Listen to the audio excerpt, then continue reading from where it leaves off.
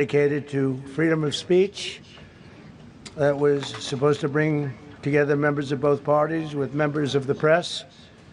And in a certain way it did, because the fact that they just unified, I saw a room that was just totally unified. It was in one way very beautiful, a very beautiful thing to see. A man charged a security checkpoint armed with multiple weapons, and he was taken down by some very brave members of Secret Service, and they acted very quickly and have just released, for purposes of transparency, clarity, I've ordered it to be put out. You probably have it by now. Put out on Truth and put out on many of the platforms. A tape showing the violence of this thug that attacked our Constitution, and also showing how quickly Secret Service and law enforcement acted on our country's behalf. Really did a great job. One officer was shot, but saved by the fact that he was wearing obviously a very good bulletproof vest. He was shot from very close distance with a very powerful gun, and the vest did the job. I just spoke to the officer, and he's doing great. He's in great shape. He has very high spirits, and we told him we love him and respect him, and he's a very proud guy. He's very proud of what he does, Secret Service agent. And we looked at all of the conditions that took place tonight, and I will say, you know, it's not a particularly secure building, and I didn't want to say this, but this is why we have to have all of the attributes of what we're planning at the White House. It's actually a larger room, and it's much more secure. It's drone-proof, it's bulletproof glass. We need the ballroom. That's why Secret Service, that's why the military are demanding it. They've wanted the ballroom for 150 years for lots of different reasons, but today's a little bit different, because today we need levels of security that probably nobody's ever seen before. But everyone owes a tremendous debt of gratitude to the courage of law enforcement, the law enforcement, and working with the D.C. police. And we just spoke with the mayor, and when we're finished, the police chief is going to take over and discuss it also from their viewpoint. But they also performed exactly as they were supposed to, and you see the attacker in different positions, but you also see the attacker totally subdued and under control. So as you know, this is not the first time in the past couple of years that our republic has been attacked by a would-be assassin who sought to kill. In Butler, Pennsylvania, less than 2 years ago, you all know that story, and in Palm Beach, Florida, a few months after that, we came close. We really had, again, we had some great work done by law enforcement. But in light of this evening's events, I ask that all Americans recommit with their hearts in resolving our difference peacefully. We have to resolve our differences. I will say, you had Republicans, Democrats, independents, conservatives, liberals, and progressives. Those words are interchangeable, perhaps, but maybe they're not. But yet everybody in that room, big crowd, record-setting crowd. There was a record-setting group of people, and there was a tremendous amount of love and coming together. I watched, and I was very, very impressed by that. But First Lady and I were taken very well care of, very quickly rushed off the stage. Vice President J.D. Vance, who's here, was likewise beautifully done. He was just saying how quickly everybody acted, law enforcement, Secret Service in particular in this case, but law enforcement. Marco had the same thing. Pete was there. Pete didn't want any help. He didn't want anybody to help him. He doesn't want anybody to help him, but he did get some, didn't you? And I think you also said that it was very impressive. So with that, I'd like to ask Todd Blanche to come up, say a few words, and tell you it's already underway. The man has been captured. They're going to his apartment. I guess he lives in California. And he's a sick person, a very sick person. And we don't want things like this to happen. I think it's very important that I say, though, and I told the representatives of the evening, they did such a beautiful job. It was such a beautiful evening. And again, they're talking about free speech in our Constitution. That's what it's all about, not just White House correspondence. It was really based on free speech in our Constitution. But I said very importantly that we'll do it again within the next 30 days, and we'll make it bigger and better and even nicer. So I just want to thank everybody that was involved. I also want to thank the press, the media. You've been very responsible in your coverage. I will say I've been seeing what's been out. You've been very responsible. So Todd Blanche, I'd like to say a few words. I know we're going to have cash, and then you're going to go on. We can ask. I guess we can take a couple of questions. I want to thank the First Lady for. That was a rather traumatic experience for her. There was a lot of action taking place up there very quickly. But again, the response time was really incredible. And we're going to reschedule. We're going to do it again.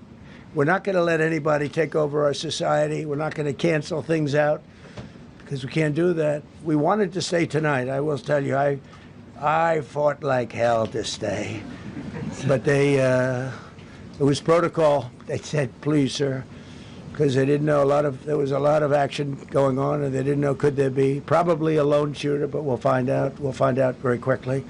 They have it very well under control. So I want to thank everybody very much. And Todd Blanche, please.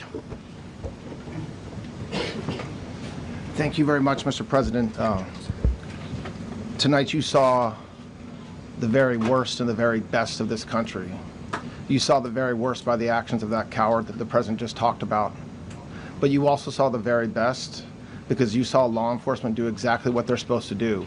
And you'll see the videos come out, I expect, very shortly, and you'll see law enforcement do exactly what we want them to do. And so I echo what what President Trump just said, that we are extraordinarily grateful and appreciative of the men and women of law enforcement that did their jobs tonight, including one who was injured. This investigation is ongoing. I expect you will see charges filed shortly. The charges should be self-evident given the conduct, but as you'll hear, there will be multiple charges surrounding the shooting, around the possession of firearms, and anything else that we can get on this guy. The investigation is obviously ongoing and just started. There is federal law enforcement already working on search warrants and doing their job, and I don't want to get ahead of them and don't want to get ahead of the work that they're doing even as we speak. Director Patel and I were just on the crime scene a short while ago, and everybody in this room should rest assured that the Metropolitan Police Department, the FBI, Secret Service, everybody's on the scene doing their job. I know that the police chief is going to give an update from the scene as soon as we're finished here, and I obviously will lead the details of what they have learned to him. But in the meantime, I just want to thank everybody in this room for the courage. And I want to thank President Trump for his words, and I promise you, justice will be served. Thank you. Director Patel. Thank you, General. Thank you, Mr. President. The President's absolutely right. You saw the best resolve of American law enforcement because you, Mr. President, inspire them 24/7, 365. You give them the resources that they need, and they know that you have their back. And that is a changing dynamic in this country, and that's why you saw brave Secret Service agents respond immediately, swiftly, subdue and take down the suspect, and safeguard the lives of thousands of individuals at that hotel. Thanks to our interagency partnership with the Department of Homeland Security and the Metropolitan Police Department, the FBI was rapidly deployed onto the scene, took over the evidence response unit, is examining all the ballistics that were found on scene to include the long gun and the shell casings. We are conducting witness interviews as we speak. You will hear from our team on the scene there with the mayor and the head of the FBI field division there. But please know what the Attorney General has just said reigns no truer. You saw the very best of America tonight. The very best unite us at a time of uncertainty, because we have leadership here with the President and the Vice President that backs law enforcement, and the men and women that I shook their hands on the scene today could not have been prouder to show up on scene. And as the Attorney General said, make no mistake, we are conducting witness interviews. If you have any information whatsoever related to this event, 1-800-CALL-FBI, 1-800-CALL-FBI. No piece of information is too small. No piece of information is inadequate. We will evaluate it all. We will also be conducting interviews of those that were there. And if any of those individuals have information, please come forward to law enforcement or the FBI or the Metropolitan Police Department. We will be examining this individual's background thoroughly. That process has already started, and we are going to ensure that he was either a lone wolf actor or anyone else that was responsible. We will analyze all evidence immediately to make sure that we safeguard this country. Mr. President, Mr. Vice President, thank you for your leadership. Attorney General and Homeland Secretary Marlin, thank you for your partnership in law enforcement. Thank you. Okay, we'll do a couple and then we go to the chief. Madam Chairman, I just want to say you did a fantastic job. What a beautiful evening, and we're going to reschedule. Okay. And after that, it's very tough for her to ask a killer question, right? But you have done a fantastic job. Please. Mr. President, I appreciate it. As you mentioned, it all happened so quickly, and I wonder, especially because unfortunately you have experience with these sorts of threats. In that moment, when you realized there was a threat and service agents were telling us to get down, can you describe what was going through your mind, how you were feeling in that moment? That's a very good question, actually. It's always shocking when something like this happens. Happened to me a little bit, and that never changes. The fact, we were sitting right next to each other, First Lady on my right, and I heard a noise and sort of thought it was a tray. I thought it was a tray going down. You know, I've heard that many times, and it was a pretty loud noise. And it was from quite far away. He hadn't reached the area at all. They really got him. But, so it was quite far away, but it was a gun. And some people really understood that pretty quickly, other people didn't. I was watching to see what was happening. Probably should have gone down even faster. Melania was very cognizant, I think, of what happened. I think she knew immediately what happened. She was saying, that's a bad noise. And we were whisked away along with other people, but we were really whisked away. And again, the performance of the Secret Service and the police, all of the law enforcement, I thought was really good. So it was very quick. There wasn't a lot of time to be thinking, because it was a matter of seconds before we were out the door and gone into an area. We very much, and you wanted to too, we very much wanted to continue it, because I don't like to let these sick people, these thugs, these horrible, horrible people, change the fabric of our life, change the course of what we do. So we held out. You were there. We held out right till the end, but they didn't want to take a chance, and I understand there was protocol. But we're going to be doing one hopefully within the next 30 days or sooner, and I am ready, willing, and able. And I was all set to really rip it. And I said to my people, this would be the most inappropriate speech ever made if I said one. So I'll have to save it. I don't know if I could ever be as rough as I was going to be tonight. I think I'm going to be probably very nice. I'll be very boring the next time, but we're going to have a great event. And you did a fantastic job. Thank you very much. Peter, go ahead. Thank you, President Trump. There's a report in the New York Post that this assailant assembled his weapon somewhere on site at the hotel. What do you think about that? And I ask respectfully, why do you think this keeps happening to you?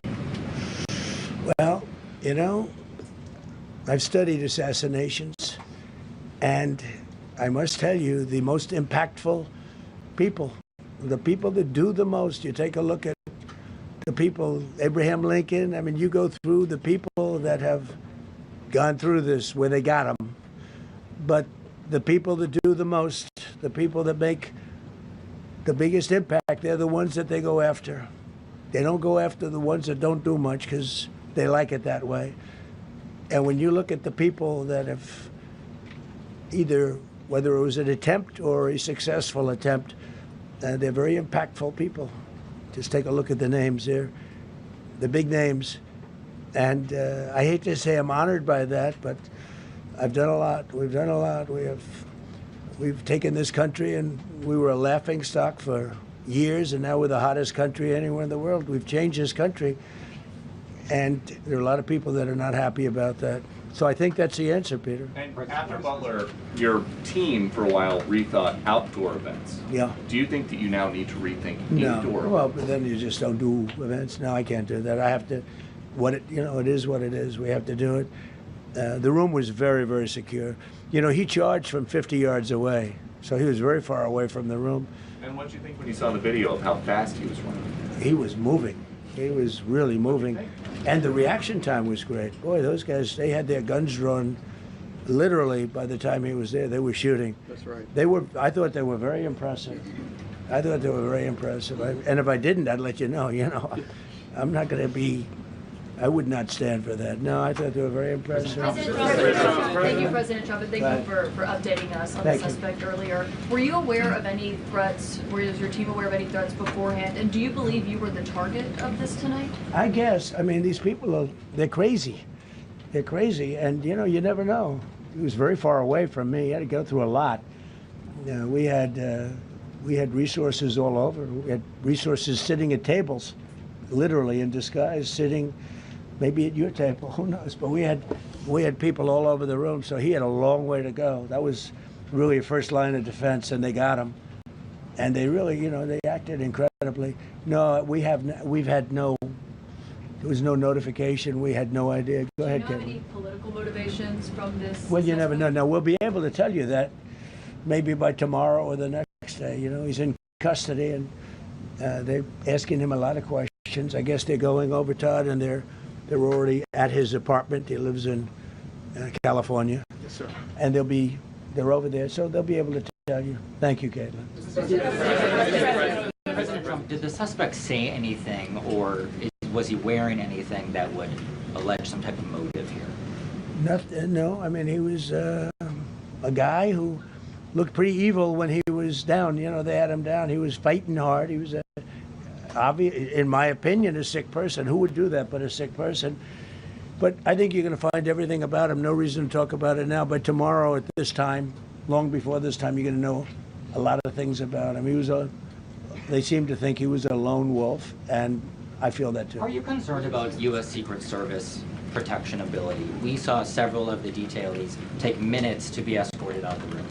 No, they acted very quickly. No, I was very impressed by Secret Service. I mean, I'm the one, and Mark Wayne, you would agree with that, I think. Absolutely. I'm the one that would complain. You don't have to complain for me. I would be complaining. I'd be up here right now saying they didn't do their job. Well, believe me, because, it's my life, and I want to live because I want to make this country great. That's why I want to live.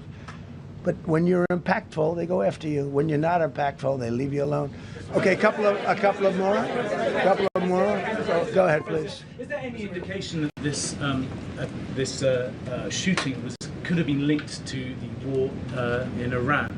I don't think so, but you never know. We're going to know a lot. We have the best people in the world working on it, and we're going to know a lot. Please. Mr. President, there's a lot. You, as well as some of us who have covered Butler, experienced another horrific day 2 years ago. Yeah. What felt similar? You had the First Lady with you today. What felt different? And you have another 2+ years in office. Are you concerned about something like this happening Well, I again? can't be concerned. I can only get great people. They did the job, in my opinion, a much better job than Butler. Butler had one weak spot that we all know about. Somebody should have been up there. But even Butler, we had our sniper on our side within 4.2 seconds from a distance of about 400 yards, one shot, and he was gone. And if he didn't do it, now, he's David. His name was David. I say, hello, David, every time I see him. David, I like you very much, David. But think of that. Now, if he doesn't hit him, and he hit him right between the eyes from 400 yards without any notice, nobody knew. He heard a sound. He looked over, and there was actually a tree that was somewhat in his way. You know the story very well. And he aimed, he fired, and if he didn't do that, beyond me, you would have had a lot more people killed. We lost one great person and 2 people very badly hurt. They're okay now. But no, that was, so in a sense, it was pretty amazing the job they did. But they did have that one weak spot, as you know. They should have had that covered. Tonight they had everything covered very quickly. And he was fast. He was running full blast, and they got him before they got any further. I was very far away. You know, he hadn't anywhere close to breach the doors of the ballroom. The ballroom was sealed, and everybody in there. That's why once those doors opened, they didn't want to do tonight. If the doors weren't opened, we could have probably done it tonight, but I think we're much better off rescheduling. Yeah, please. Mr. President, for you and perhaps law enforcement as well, what is the level of confidence that this was a lone actor, and has the suspect made any statements to police while in custody? Yeah, I think it's just it's not my profession. We have great professionals up here and outside that have been working with us. My impression is he was a lone wolf, whack job. These are crazy people. These are crazy people, and they have to be dealt with. We had that in the second attempt, as you know, and he's spending life in prison.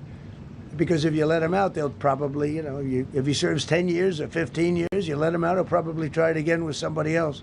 They're sick people. We have a lot of sick people. But you're going to know, I think very shortly, you're going to know, Todd, a lot about him. You're going to know a lot about him. Yeah, a couple of more. Yeah, please, go ahead. Are you concerned about political violence? This could be politically motivated. All violence. I'm concerned about everything. Look, but I can't be so concerned that you can't function. No, I'm here. It's a dangerous profession. You know, I tell the story. Race car drivers, I think it's very dangerous. So if you take 1% and then take about 10% of 1%, just to break it down very easily, they die. So much less than 1%, 10% of 1%. I think bull riding is very dangerous. If you take about the same, 10% of 1%, much less than 1%. But if you take presidents, it's 5.8%. And about 8% are shot at. So nobody told me this was such a dangerous profession. If Marco would have told me, maybe I wouldn't have run. Maybe I would have said, I'll take a pass.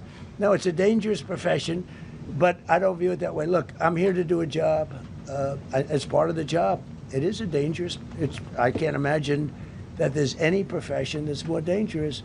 But I love the country, and I'm very proud. I'm very proud of the job we've done. You see what's happened. We have a great country. We've got, I think, the most successful, the hottest country anywhere in the world. This happened over a period of just a year, and we're going to do great things. But with that come risks. There's no question about it. Yeah. To that end, I mean, there's been so much political violence, not just aimed at yourself, but at other members of Congress, state house speakers, you name it.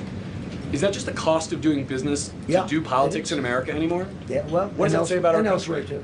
We're not the only country. You look at this great violence with all countries. I was talking to somebody from another country today, and they have numerous assassinations of political figures all over the world. You look at South America, it's like some of the numbers are just horrific.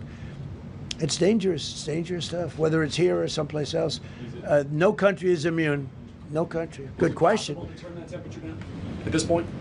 Well, probably if I decided to just not do much, if I let everybody rip us off and take advantage of us. Look, we're leading the world in trade now. We're leading the world in the military. We're the greatest military in the world. I rebuilt it in my first term, and now we use it because we have no choice. We can't let, as an example, Iran, we can't let them get a nuclear weapon.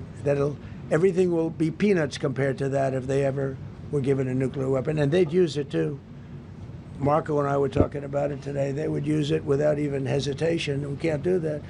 It was a shame. I said, oh boy, look at the numbers. We just broke 50,000 in the Dow. We just broke 7,000 in the S&P. They said we couldn't do it in 7 years, in 5 years, 4 years. They were saying maybe in 5 or 6 years. And we did it in 1 year. And I called everybody together. I called all of these people and others, and I said, we have to take a little journey. I say to do this. We just had the great number. We just broke 50,000. Wasn't supposed to happen during my term. Wasn't reachable. We did it in 1 year, and I said, we're going to have to make a journey to Iran. They're going to have a nuclear weapon if we don't do it. We had the B-2 bombers take them out. I terminated in the first term the Obama agreement, the Iran nuclear agreement, which was a disaster. That was a road to a nuclear weapon. They would have used it. They would have used it 100%. So, you know, when you do things like that, you become a target. If I wasn't doing that, I guess I'd be a lot less of a target. But I'm honored to be. Okay, one more question. Go ahead. Yeah, go ahead. Thank you, President Trump. Thank you, President Trump. Do you know how the gun was brought into the hotel? And also, how does this event impact you as the leader of our country? Do you think it will change your I leadership? like not to think about it. I lead a pretty normal life, considering, you know, it's a dangerous life. I think I handle it as well as it can be handled. I think a lot of other people, you know, you read stories where they become basket cases. To be honest with you, I'm not a basket case. I really take it as it is. I do it for the country. I'm not doing it for any other reason. I have a first lady who's doing a terrific job. She loves the country, and she recognizes it better than anybody. She's told me numerous times. She said, "You are in a dangerous job," but that goes along with her too. I mean, it's dangerous for her too. We sat there tonight. We heard that noise, and it was either a tray or a bullet. I was hoping it was a tray, but it wasn't. And again, we had some very brave people doing a great job, so we're very proud of them and happy with them.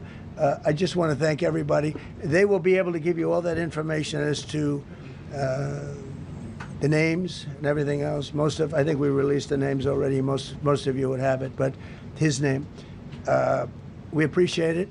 I see so many tuxedos and beautiful dresses.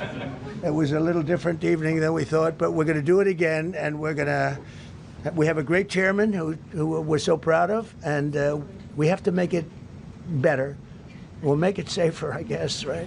But we're going to make it even better. Okay, thank you very much. Thank you. President Trump, so we hear from the first lady who talked about how impactful this was. Can we hear from her about? Well, honey, would you want to say something? Okay. Huh? One in the back. Right. Millions of people across the globe, in fact, are watching you. You demonstrated courageous leadership, and thank God you're alive. All of us are alive today. What is the message that you want to give to the world that this should change? What corrective measures can we take from here on? Well, all you can do, look, I don't care how many people you have, how good they are. They can be the greatest people. You have the greatest security in history. If you have a whack job who's got a brain, but it's a little bit distorted or a lot distorted, they can make trouble. I would say, Pete, right? You know, they can make trouble. Some of these people are of genius level IQ, and they're nuts. So it can be trouble. So you do absolutely the best. You get the best. We have the best people. Well, look, it was proven tonight.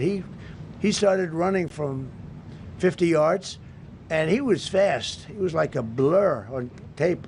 He was moving. It was very impressive the way they got him, because a lot of people would be looking and saying, you know, it's like a weird feeling, and they would let him get through, but they didn't let him get through. They drew those guns so fast. They looked like Matt Dillon. They looked like somebody that knew what they were doing. What do we do? But it comes with the territory. And if you want to do a great job, I really believe that. And you take a look at what's happened to some of our greatest presidents, and it doesn't happen to people that don't do anything. And it's not going to deter me from winning the war in Iran. I don't know if that had anything to do with it. I really don't think so, based on what we know. But we're going to continue to do a great job. That's all I can do. Thank you very much. We'll see you tomorrow. Thank you. Thank you. Thanks, President Trump. Thank you. Glad you're okay.